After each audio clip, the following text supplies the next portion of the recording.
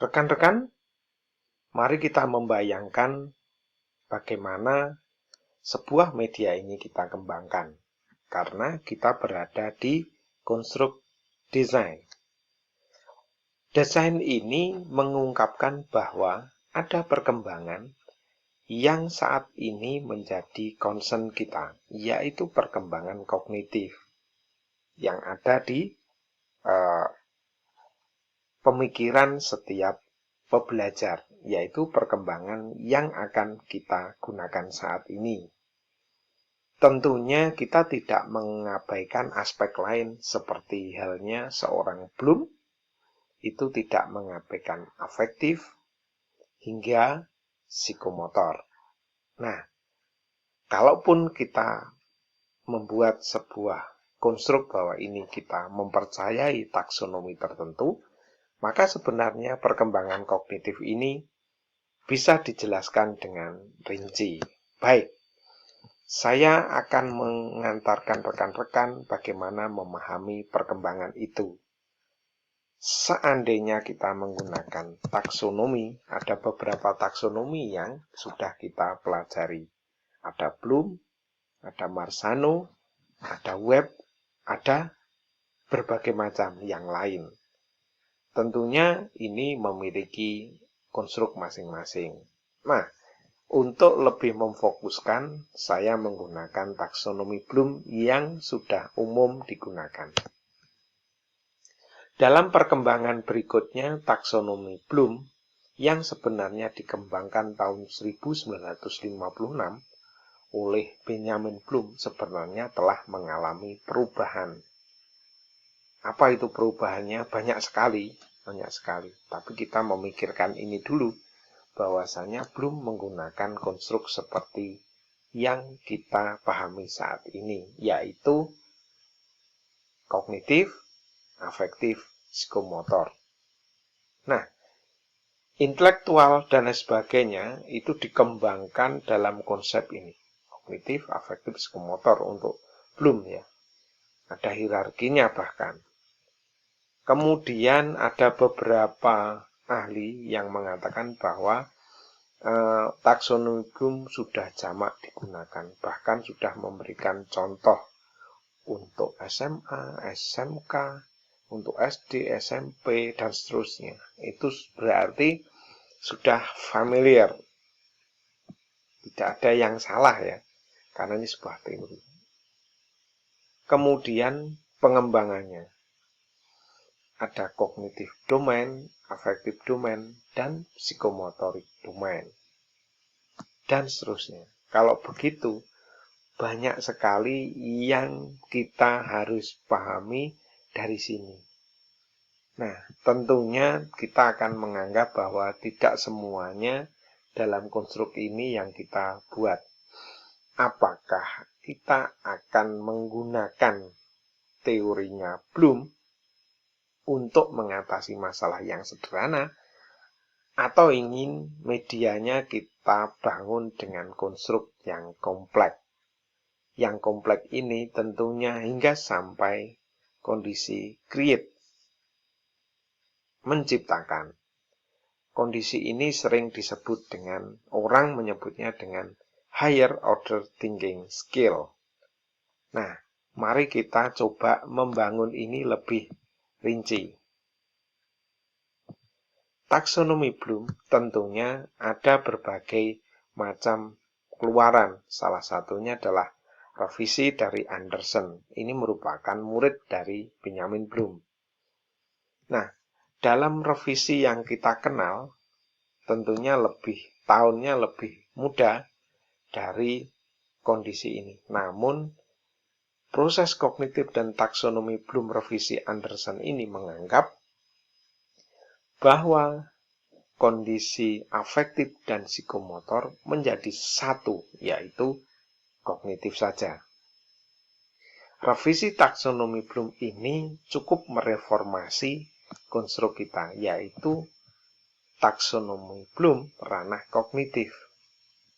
Kayaknya ada perubahan mendasar yang dikuatkan oleh Anderson dan Gradsworth. Oke, bagaimana itu akan direvisi. Dalam bukunya tahun 2001, berarti ada mulai kegiatan yang sifatnya remember, understand, apply, analyze, evaluation, kemudian create. Dari sini akan lebih rinci bahwa kita akan menggunakan teknik ini dalam pengembangannya. Nah, bagaimana dengan soal desain teknologinya? Kalau ini adalah desain dari konstruknya, maka ini nanti tentu akan berhadapan dengan tata cara lain. Nanti akan ada bagaimana pengukuran kinerja, bla bla bla, dan banyak. Berarti kita berada di sini. Ternyata jika kita melihat ini, maka yang kita hadapi saat ini adalah perkembangan kognitif anak. Bagaimana media ini mampu membangun remember, mampu membuat mereka understand, mampu memfasilitasi mereka untuk facilitating applying, memfasilitasi bagaimana menerapkan, atau mendorong mereka mampu menganalisis, mengevaluasi, hingga dalam di dalam higher order thinking skill, maka dia sanggup menciptakan fasilitas yang harus kita gunakan untuk itu. Nah, dari sisi teknologi, kita mengenal beberapa teknologi yang sebenarnya sudah umum. Mari kita gunakan. Teknologi yang umum digunakan untuk understanding dan sebagainya, mengarah ke konstruk kita memaparkan hingga kita mengetahui bagaimana itu memprosesnya, umumnya masih dikuasai oleh ini, CMS, atau mari kita lihat Content Management System. Ini masih sangat dominan, media-media kayak ini masih sangat dominan. Sebagai contoh, saya menggunakan teknologi pendidikan.org sebagai basis media saya. Dalam konstruk basis ini jelas sekali kalau kita menggunakannya. Saya buka lagi teknologi pendidikan.org. Sangat jelas sekali bahwasanya saya ingin menjelaskan hingga paham. Saya mengungkapkan kembali apa yang ingin saya kuatkan. Apa itu, apa ini, apa yang sedang muncul, apa yang harus kita gunakan. Web extension yang sebagai teknologi asistif video interaktif ternyata banyak yang harus kita bongkar. Nah, ini adalah penjelasan. Nanti rekan-rekan, kita akan belajar dari sini apa yang sebenarnya harus kita kembangkan. Nah, itu mengarah pada kemampuan bahwa kita ini berada dalam konstruk teknologi aplikatif. Tentunya ada beberapa hal yang sekarang ini menjadi trending.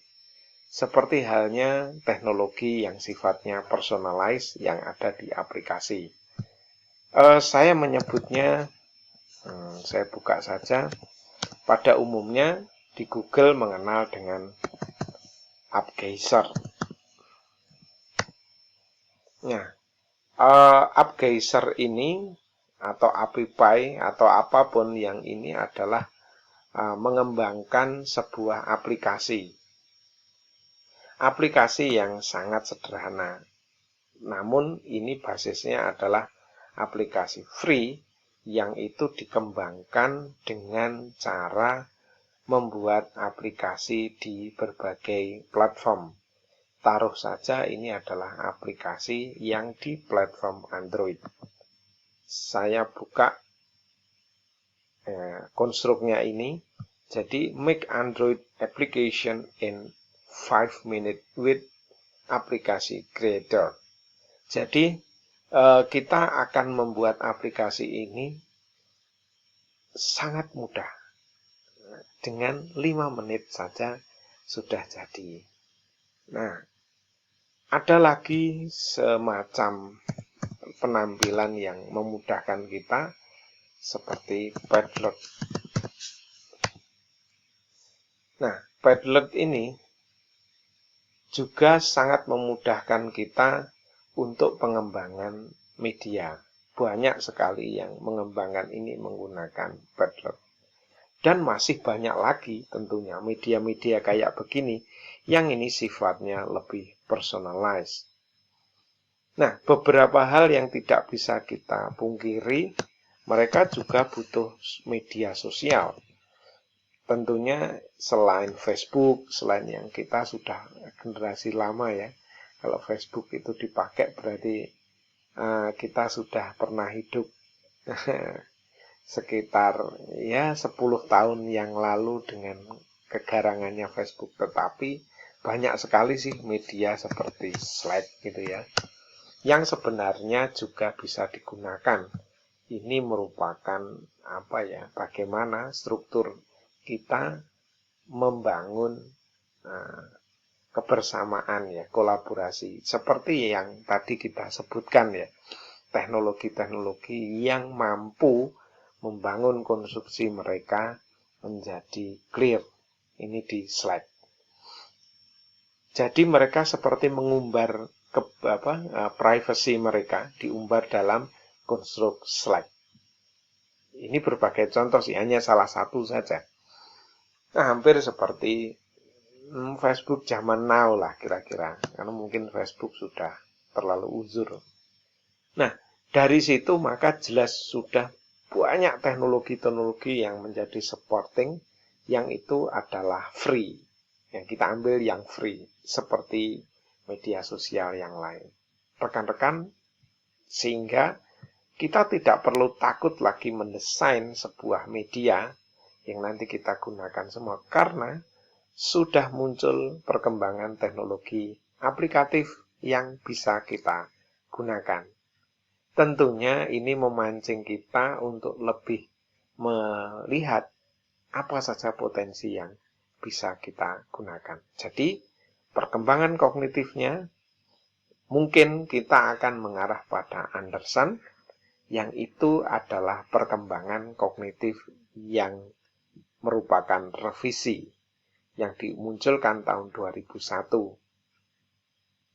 Kemudian perkembangan teknologinya kita lebih banyak menggunakan teknologi yang sifatnya aplikatif. Oke, baik rekan-rekan, maka proses desain ini kita akan bisa lalui bersama.